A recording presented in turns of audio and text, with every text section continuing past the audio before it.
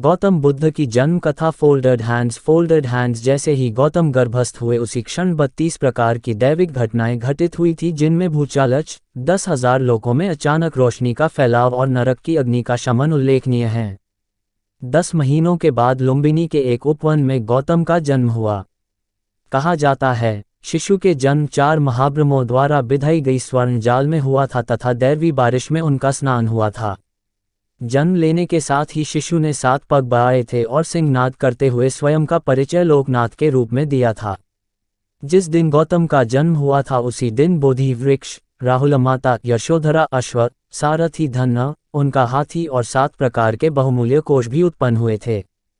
महामाया का स्वप्न। Folded hands. Siddharth Gautam की माता महामाया और कपिलवस्तु के राजा शुद्धोदन की धर्मपत्नी शक्यवंशीय अंजन की पुत्री थी, जो देवदह के प्रमुख थे। उनकी माता का नाम यशोधरा था, किंतु थेरी गाथा उच्च कथा के अनुसार उनके पिता का नाम महासुपबुधा था और अवदान कथा के अनुसार उनकी माता का नाम सुलक्षणा था। महामाया के 2 भाई थे और एक बहन महाप्रजापति भी। राजा शुद्धोदन से उसी दिन ब्याही गई थी जिस दिन महामाया से उनका विवाह हुआ था। महामाया में बुद्ध की माता बनने की सारी योग्यताएं थीं।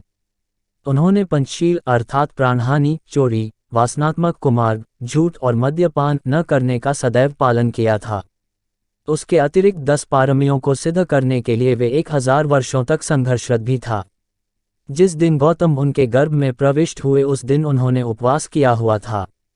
रात में उन्होंने एक स्वप्न देखा। स्वप्न में चातुर महाराजा अर्थात 4 देवगण उन्हें उठा हिमालय पर ले जाते हैं और एक साल वृक्ष के नीचे रखे हुए एक सुंदर पलंग पर लिटा देते हैं।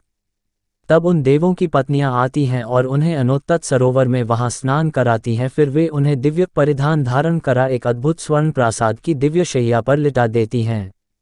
तभी एक सफ़ेद हाथी अपनी चमकदार सूंड में एक ताज़ा सफ़ेद कमल ले दाहिनी दिशा से उनके गर्भ में प्रवेश करता है। वह दिन उत्तर आषाढ़ पूर्णिमा का था और उस दिन से 7 दिनों का महोत्सव भी नगर में प्रारंभ हो चुका था। राजा शुद्धोदन भी उस रात महामाया के समीप नहीं आ सके थे। अगले दिन महामाया ने जब महाराज को अपने दिव्य स्वप्न से अवगत कराया तो उन्होंने राज ज्योतिषियों की राय उस स्वप्न पर जाननी चाहिए। ज्योतिषियों ने कहा था, रानी के गर्भ में प्रविष्ट बालक या तो चक्रवर्ती सम्राट बनेगा या बुद्ध।